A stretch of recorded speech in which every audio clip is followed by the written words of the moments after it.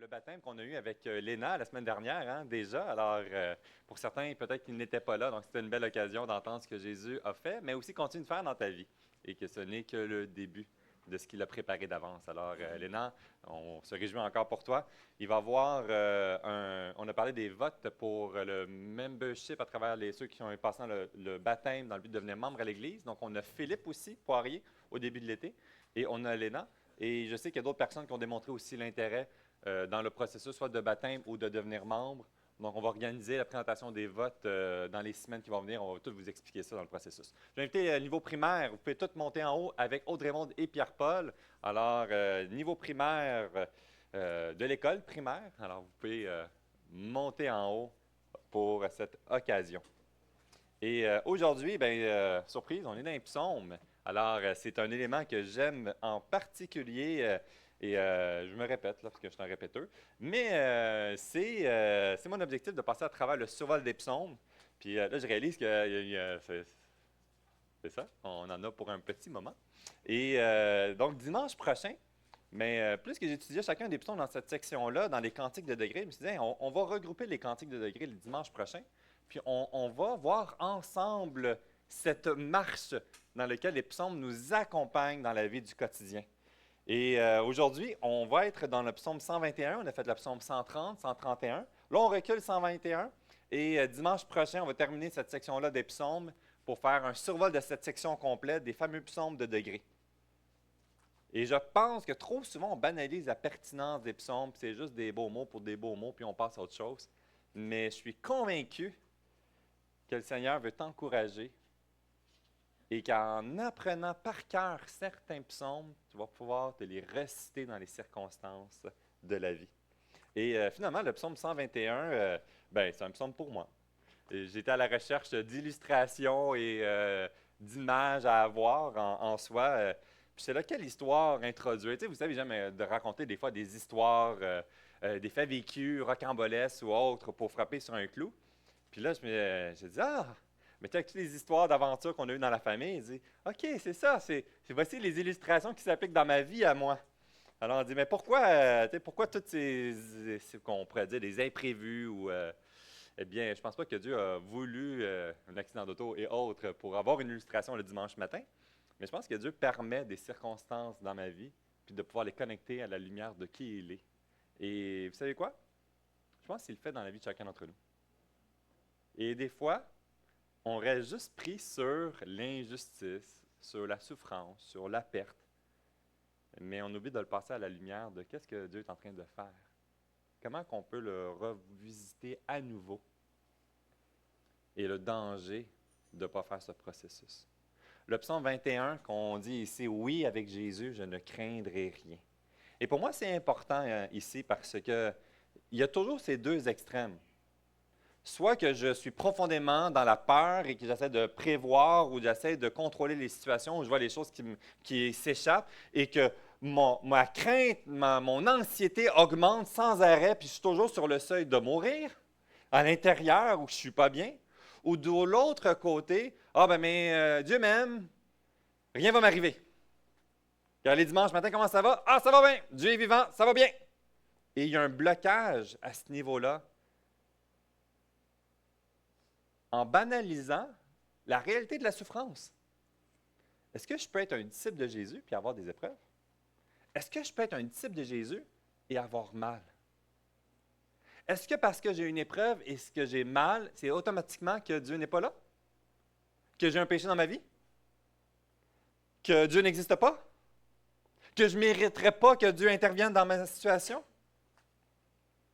Et j'aime ce psaume 121 maintenant qu'on revisite dans cette réflexion-là pour aller enrichir et filtrer nos pensées, des fois invasives, intrusives, négatives, qui viendraient soit attaquer la personne de Dieu ou notre identité en lui. Vous savez, je le répète, les cantiques de degrés qu'on visite ensemble étaient utilisés pour les pèlerins qui venaient à Jérusalem pour adorer et c'était une marche qui était difficile. C'était une marche qui avait des fois des creux dans les montagnes. Et dans les montagnes, c'est une caractéristique qu'il peut y avoir des dangers, on peut se blesser dans cette marche-là. Et il y avait des brigands aussi qui étaient dans ces endroits-là. Donc, on savait qu'en se rendant dans la présence pour adorer Dieu, qu'elle allait avoir des épreuves et des difficultés. Et ce psaume a été repris à ce niveau pour dire, bien, à travers les difficultés, voici comment mon cœur s'exprime. Et la question se pose, d'où viendra le secours? Alors aujourd'hui, je veux que tu te poses cette question-là et que tu réfléchisses à quel élément dans ta vie qui est une montagne? Quel élément dans ta vie qui t'a créé présentement peut-être du découragement, de la colère, de la tristesse, de la remise en question? Quelle est cette montagne? Et si tu es un parent, je pense que tu peux sortir ta liste. Si tu es un grand-parent, semblerait-il que les préoccupations ne cessent pas. Si tu n'as pas d'enfant, inquiète-toi pas, on a tous, chacun notre propre liste de tracas. Des petites montagnes et des grosses montagnes. Qu'est-ce qui va arriver à travers le travail, à travers la santé, à travers ma retraite, à travers l'économie, à travers tout mon plan financier pour pouvoir bien gérer puis de réussir à avoir un véhicule neuf puis que le véhicule fonctionne bien sur 10 ans puis d'en prendre soin puis tout le C'est une bonne question. Et toute la première fois que j'ai pris soin de mon véhicule, jusqu'à aujourd'hui, oui, c'est une perte totale. C'est du bon. Eh bien, le psaume 121 va nous amener à nous encourager avec une précieuse promesse. Tu n'es pas seul. Je ne suis pas seul. Lisons ensemble le psaume 121. Je vais essayer avec la manette de voir. Je pense qu'il n'est pas connecté. Vous pouvez sinon prendre la vieille technologie qui est la bonne, votre Bible, pour lire. Psaume 121. Je lève mes yeux vers les montagnes. D'où me viendra le secours? Le secours me vient de l'Éternel qui a fait les cieux et la terre. Il ne permettra point que ton pied chancelle. Celui qui te garde ne sommeillera point. Voici, il ne sommeille ni ne dort, celui qui garde Israël. L'Éternel est celui qui te garde. L'Éternel est ton ombre à ta main droite. Pendant le jour, le soleil ne te frappera point, ni la lune pendant la nuit. L'Éternel te gardera de tout mal. Il gardera ton âme. L'Éternel gardera ton départ, mais aussi ton arrivée, dès maintenant, mais aussi et à jamais. Et à travers ce psaume, nous découvrons qu'à travers Jésus, il est notre gardien, ton gardien, infatigable. On peut traverser notre pèlerinage, notre marche à le suivre, sans vivre dans la peur, sachant qu'il te gardera, qu'il me gardera jusqu'au bout. Amen. Qu'est-ce que ça mange en hiver? Ça, c'est une bonne question. Levez les yeux vers la seule vraie source de secours. C'est cet élément-là qui démarre et c'est important.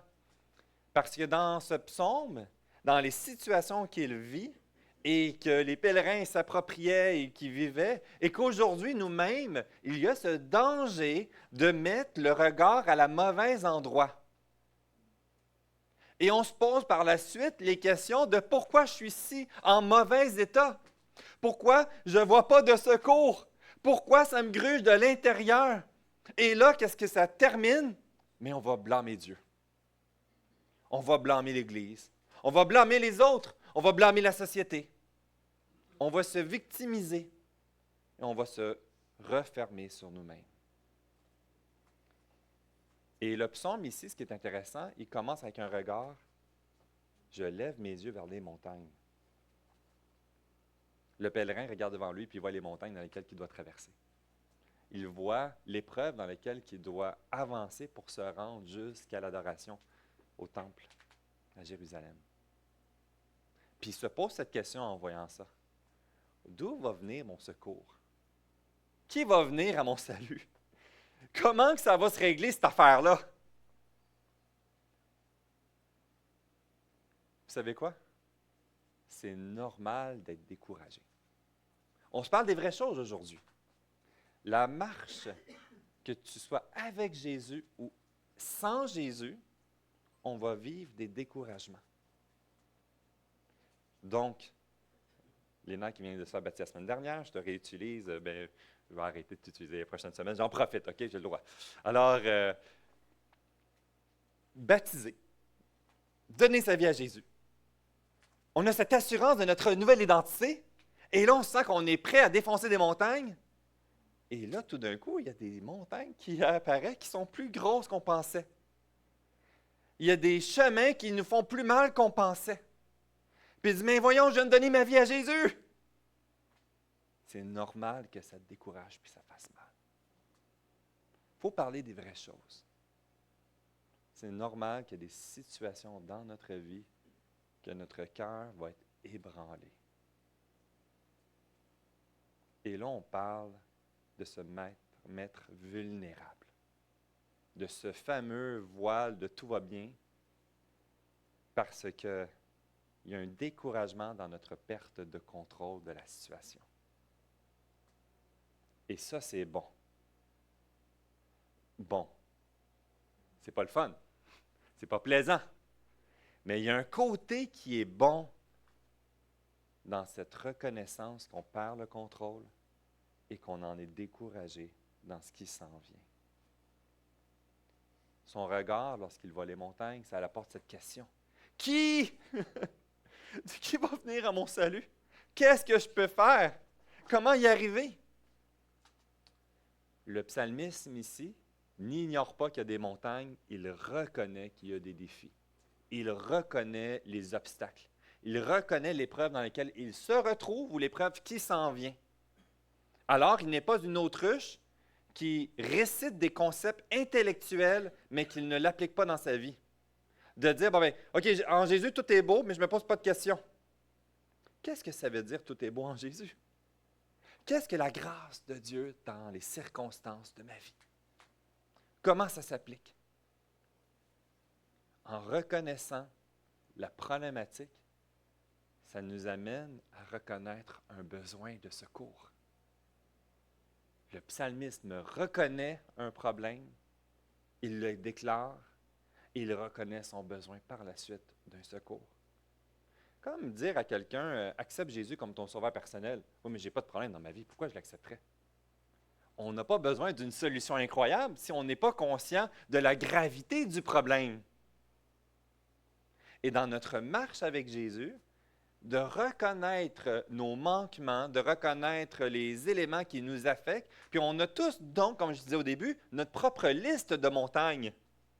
Et à ce moment-là, quelle bonne nouvelle qu'à travers ce besoin d'un secours, parce qu'on reconnaît l'épreuve, on peut ne pas demeurer dans le découragement. Parce que ça, c'est une réalité. La facilité de mettre la tête et d'ignorer les choses puis de juste enfouir nos émotions de quelque chose qui nous a fait vraiment mal ou d'un traumatisme puis qu'on fait juste l'écraser pour ne pas le vivre, on fait une fuite. Mais de venir l'adresser, de vivre cette émotion puis de pouvoir chercher le secours, mais à la bonne endroit, nous donne un encouragement que ce n'est pas une fin en soi. Ta douleur n'est pas appelée à demeurer pour toujours. Ta culpabilité, que ce soit la honte, que ce soit l'échec, que ce soit une perte de quelque chose qui était précieux, n'est pas une fin en soi. Développer le sentiment du danger va nous amener à demeurer dans notre état de recherche de contrôle ou de peur ou de découragement. Et là, c'est un danger que le verset 1 nous amène déjà, de ne pas conserver notre regard sur les montagnes. De reconnaître la montagne qui est dans ta vie et par la suite de rechercher le secours à la bonne endroit. Ce que ça nous apporte dans cette réalité, c'est à travers la montagne que tu vis aujourd'hui, que tu as en tête peut-être, de le reconnaître, mais par la suite de te poser la question. Où est-ce que je veux trouver mon secours? Où est-ce que je suis en train de chercher mon secours? Peut-être que tu es en train de le chercher aujourd'hui même, mais à la mauvaise endroit. La mauvaise endroit qui est peut-être en tentant de masquer les choses, On dit enterrer sous le tapis, que ce soit à travers de reprise de le contrôle de la situation sur le dommage collatéral, de forcer les situations ou de renier les situations sans l'affronter.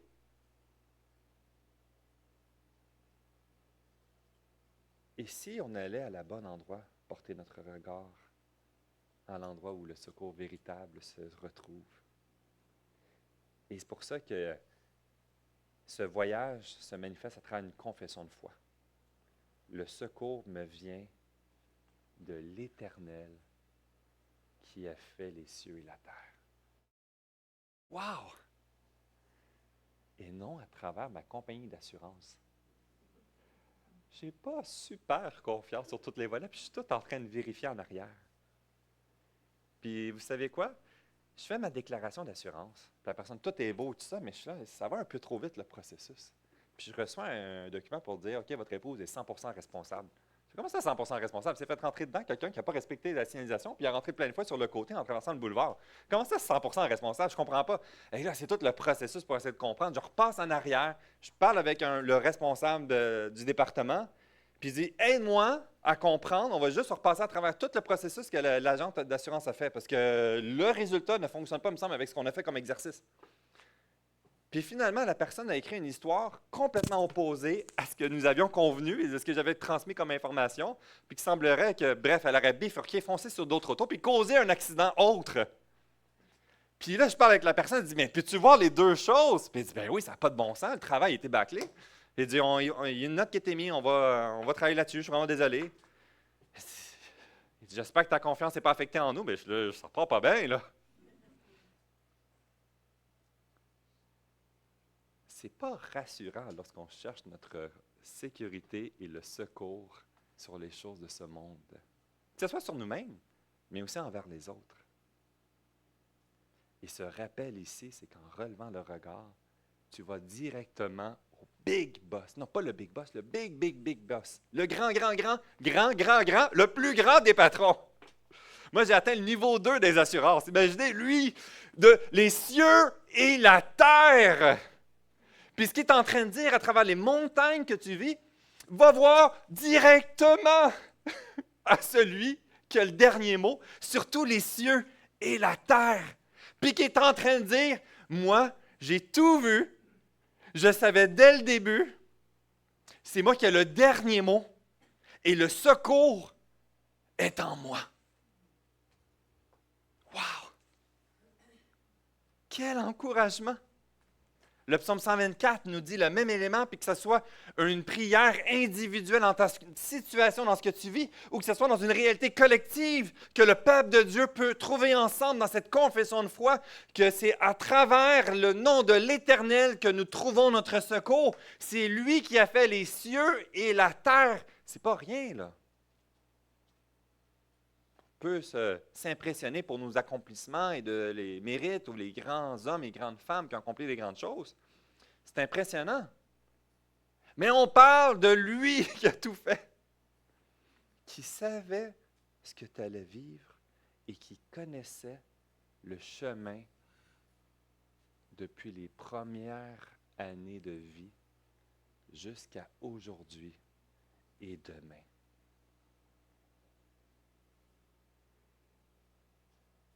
C'est lui qui a créé les montagnes. C'est lui qui a créé toutes choses. C'est lui qui a le dernier mot sur toutes choses. Je veux t'encourager à te rapproprier ça. Ton secours vient en l'Éternel. Ça te fait mal aujourd'hui? Ton secours vient en l'Éternel. Tu es découragé aujourd'hui? Ton secours vient en l'Éternel. Il va y avoir des défis physiques, il va y avoir des épreuves spirituelles. Ton âme va être découragée. Tu vas te sentir des fois que tu vas avoir juste envie de retourner, de glisser, de tomber, puis de dire, je t'ai écœuré, c'est assez.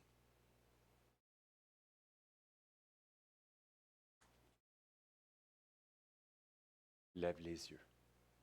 Ton secours vient de l'Éternel qui a fait les cieux et la terre. Amen. L'Évangile, à travers tout cela, veut venir pour te rassurer à travers ce découragement. Cet Évangile, à travers l'œuvre de Jésus-Christ. Parce que parfois, on va voir le Dieu saint, puis on va s'isoler de ce Dieu créateur qui est trop occupé. Et ma situation dans ce que je vis.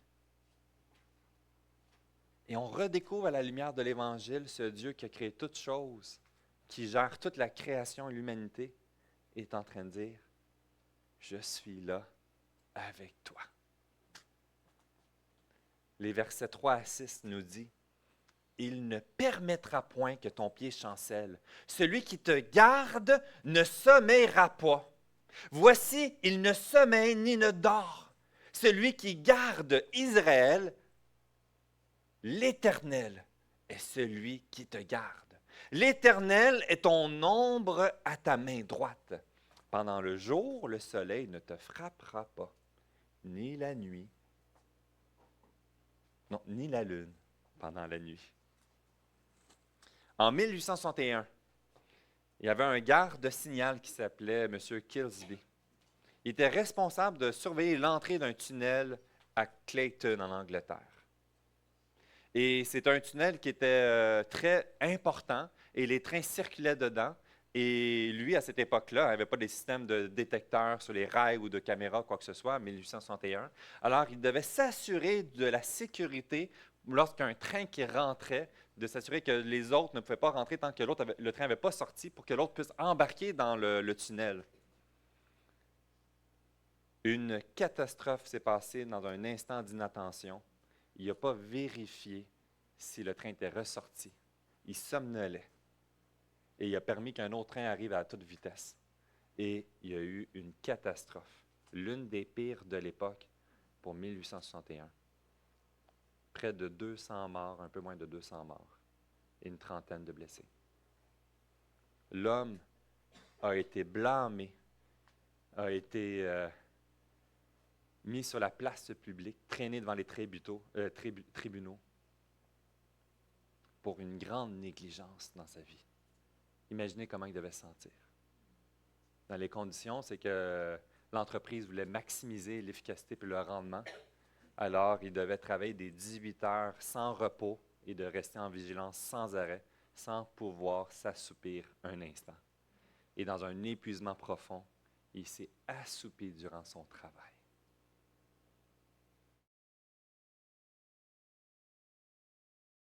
Vous savez quoi? Dieu n'a pas besoin de dormir. Et lorsqu'on regarde autour de nous, on voit tous ces manquements, nos incapacités, nos échecs. On voit ceux qui ont échoué à venir à notre secours. Puis dans le début de mon ministère, puis j'en parlais justement cette semaine avec une personne, puis l'un des séminaires que j'ai appris, c'est que trop souvent, je suis venu au secours de ceux qui étaient dans le besoin, qui vivaient une crise.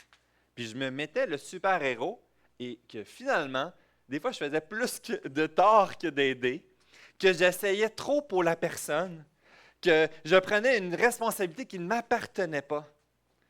Et ça mettait tellement tout en envers, jusqu'à ce que je découvre que ce n'est pas ce que Dieu m'avait confié.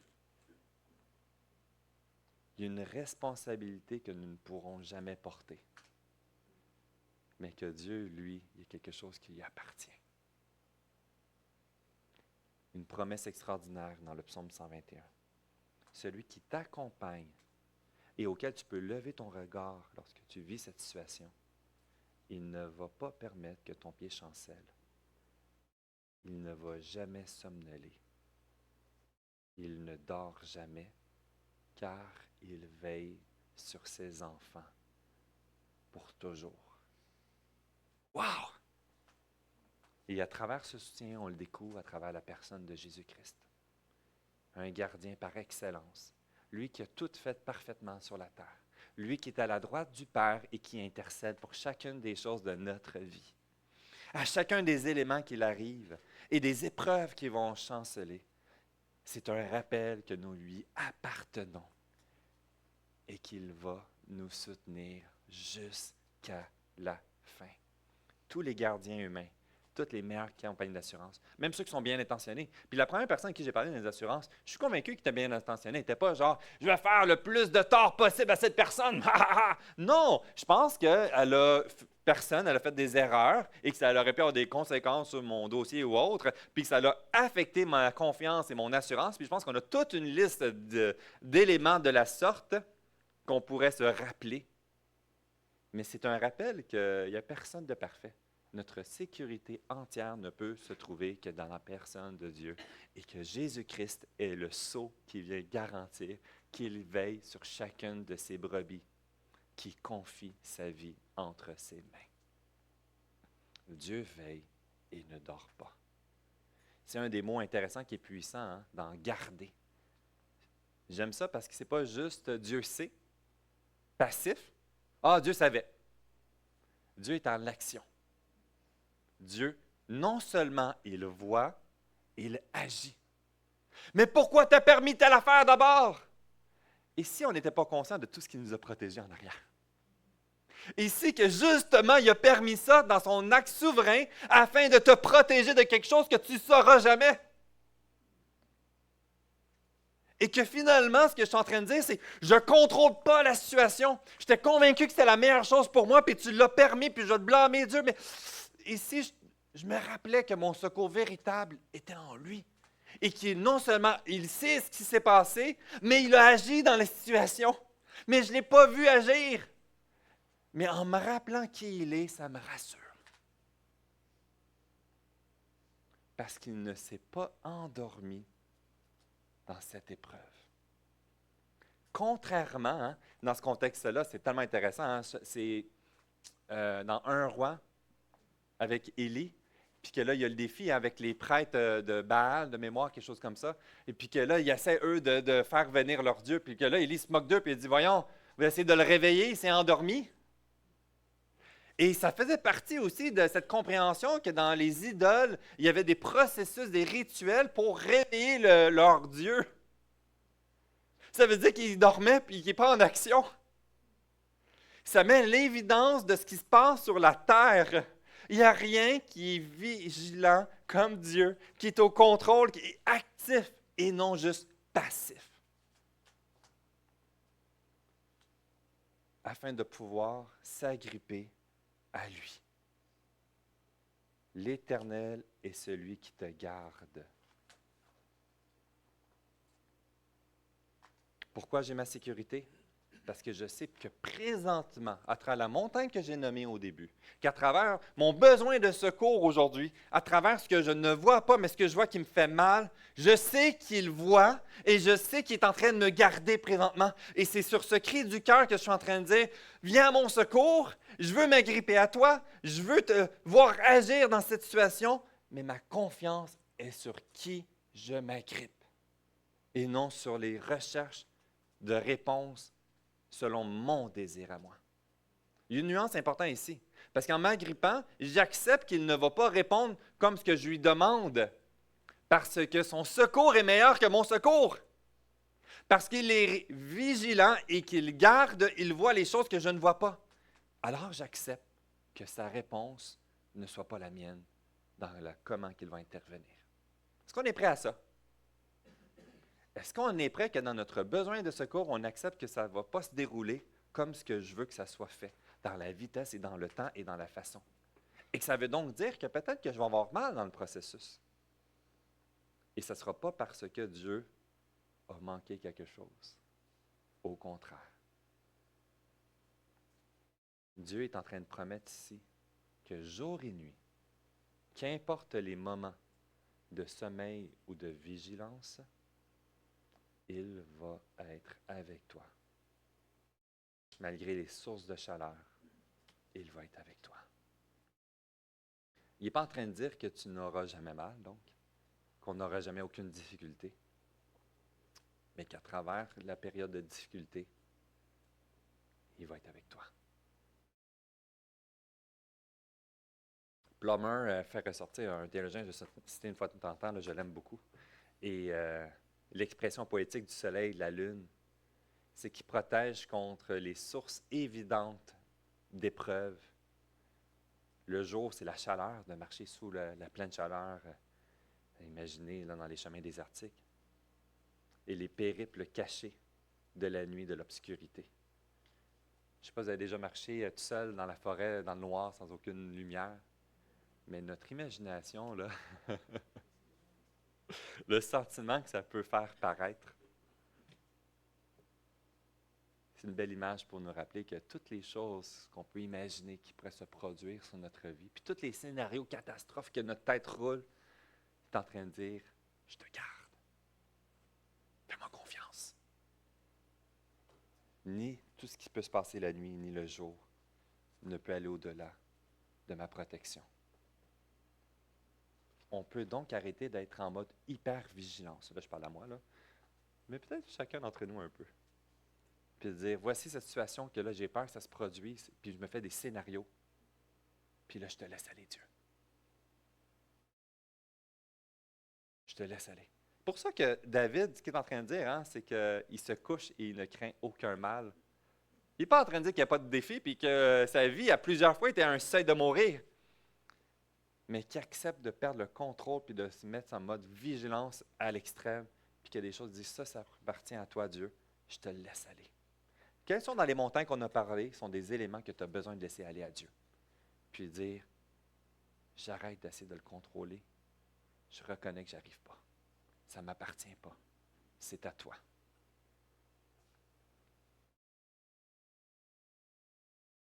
Il promet quelque chose de profond ici. Aucune épreuve ne peut placer le croyant à l'extérieur de sa protection. Aucune épreuve. Parce qu'il ne dort pas. Il veillait déjà avant que ça se produise. Il est déjà en train de veiller sur demain. Et il n'a pas arrêté d'agir et de garder. Amen. Versets 7 et 8, dernier point, on termine ensemble. Une journée à la fois. Vous allez m'entendre le répéter plusieurs fois parce qu'on a besoin de se le rappeler. Une journée à la fois avec Jésus jusqu'à la fin. Une journée à la fois jusqu'à destination. Oui, mais ça me fait mal, puis qu'est-ce qui va se passer, puis qu'est-ce qui sont les répercussions de demain, puis qu'est-ce qui va... Une journée à la fois. Découvre sa grâce un instant à la fois et marche à le découvrir agir. Demain, il va être encore là. Il n'a pas terminé. Après-demain, après-après-demain. L'Éternel est celui qui garde ton départ, mais aussi ton arrivée. Maintenant, mais aussi à jamais. Quelle belle conclusion de ce psaume. De tout mal, il n'est pas en train de dire qu'il n'y aura pas de souffrance, mais il est en train de dire que jusqu'à la fin, il va t'amener à la bonne endroit. Et parfois, ça nous amène dans des périodes de souffrance, mais c'est rien comparable à où est-ce qu'il est en train de nous amener. Joseph a souffert. Adam et Ève ont souffert. Job a souffert. David a souffert. Les apôtres ont souffert. Jésus-Christ, notre Seigneur et Sauveur, et c'est lui qui a permis cette restauration et cette garantie qu'il nous garde à passer par la souffrance pour y arriver. En acceptant ce qu'il ne méritait pas, mais en prenant le chemin qui l'amenait à bon port, dans sa perfection. Donc, il n'est pas en train de promettre ici que jamais rien va t'arriver. Mais il dit que jamais rien ne fera échouer le plan de Dieu pour ta vie. Wow! Jamais rien ne fera échouer le plan de Dieu pour la vie de ses enfants. Il va t'amener à bon port. Lorsque tu places ta vie dans ses mains, rien ne peut l'arracher de sa main. C'est une perspective qui va au-delà du côté temporaire. Parce que nous, si on s'arrête juste dans l'aliment temporaire, on va dire, oui, mais attends une minute, là, il y a de la maladie, il y a de la mortalité, il y a de la souffrance, il y a des crises financières, puis tu me dis, rien va m'arriver, puis que tu vas me garder, mais voici, j'ai tout perdu. Oui, mais c'est juste une étape sur l'éternité. Et il fusionne l'aspect du temporaire à l'éternel. Et le jour aujourd'hui, il est en train de t'amener vers ta maison qui est pour l'éternité. Gardez le regard juste sur les montagnes et sur l'aspect de juste la petite pause après le côté de la montagne du temporaire va nous amener dans l'insatisfaction de ce qui est beaucoup plus grand, qui est l'éternité dans sa présence. Les deux se fusionnent ensemble. Saisir le céleste à travers ma marche avec Jésus aujourd'hui, à travers ma souffrance, à travers mes découragements, mais à travers les oasis aussi. Je ne suis pas en train de dire que chaque journée, c'est des montagnes et c'est de la souffrance. On va avoir de l'abondance, on va avoir de la reconnaissance, on va avoir de la joie, il va y avoir plein de circonstances. Pourquoi j'en parle? Pourquoi la Bible en parle? C'est parce qu'on a la facilité d'oublier les belles choses, mais un don, si ce n'est pas un don spirituel, de se rappeler les épreuves. Et quand je suis dans l'épreuve, tout d'un coup, toutes les interventions pour la souveraineté de Dieu et l'abondance que j'ai eue, tout d'un coup, n'a plus de valeur.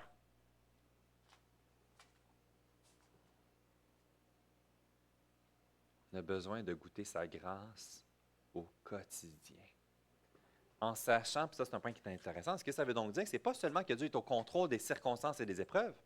Dieu reste au contrôle malgré les fois que tu vas t'éloigner de ses voies, malgré les fois que tu vas t'éloigner de lui, malgré les fois que ton cœur va s'endurcir et que tu vas désobéir et vivre dans le péché.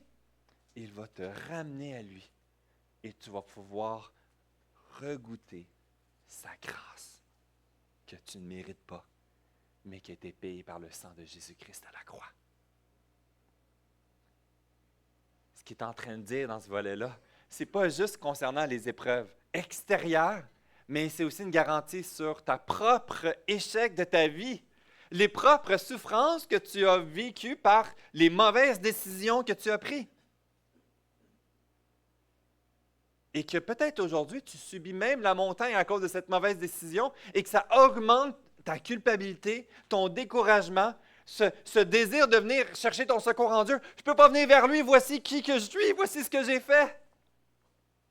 Et ce psaume ne fait pas de distinction, c'est une assurance qu'un enfant qui place sa confiance en son Père éternel à travers Jésus, quoi que tu as fait, tu peux venir avec un cœur honnête, venir dépendre et trouver ton secours en lui.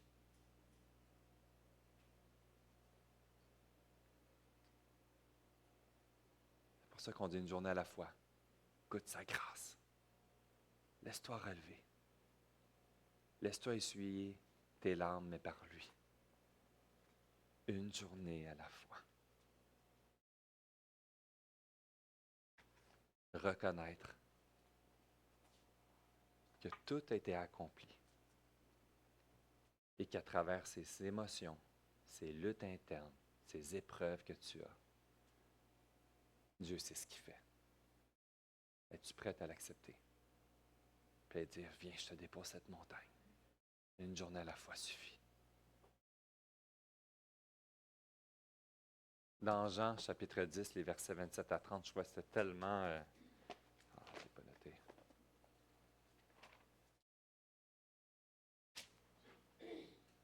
Écoutez ça. Je l'ai mis ici à l'écran, mais je mets un signet dedans. Jésus nous dit, mes brebis entendent ma voix et je les connais. Il entend ta voix et il te connaît. Elles me suivent et je leur donne la vie éternelle. Elles ne vont périr jamais. Personne ne va les arracher de ma main. Mon Père, l'Éternel, c'est lui qui me les a donnés. Il est le plus grand que tous. Personne ne peut les ravir de la main de mon Père. Moi et le Père, on est juste un. Quelle assurance! C'est à lui qu'on parle. Et lorsque je dis Jésus, prends ma vie, c'est ce qu'on est en train de dire. Les circonstances que j'essaie de contrôler de ma vie, que j'essaie de trouver ma sécurité, que j'essaie de le trouver ailleurs, que je veux trouver ma joie, que j'ai peur de perdre telle chose, que voici ce que je mériterais d'avoir, eh bien, je viens te le déposer et je vais te faire confiance. Je vais te faire confiance que tu es mon berger qui va me protéger et que tu vas prendre soin de moi selon ce que j'ai vraiment besoin et non ce que je veux réclamer. Ton espérance ne repose donc pas sur ce que tu es capable de faire. Ne repose pas sur ta marche qui est parfaite, mais sur celui qui a marché parfaitement jusqu'à la croix et qui te dit, viens avec moi. Avançons ensemble, une journée à la fois. On ne sait pas ce qui va arriver demain, mais lui, il sait. Et on sait qu'il nous accompagne demain aussi, puis après-demain. Lorsque j'ai peur dans cette montagne de ma vie, je dois lever les yeux vers Dieu, me rappeler qu'il sait ce qu'il fait. Je vais inviter l'équipe de louange.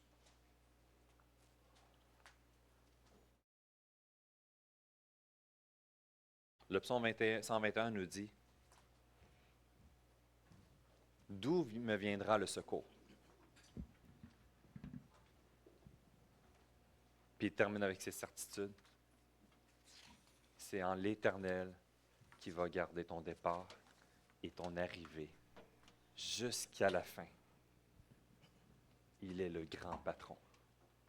Il ne dort pas. Il sait ce qu'il fait. Et il va te garder jusqu'à la fin. Non parce que tu as été fidèle dans tous les détails, mais parce que lui a été fidèle jusqu'à tous les détails. Notre sécurité se trouve en lui.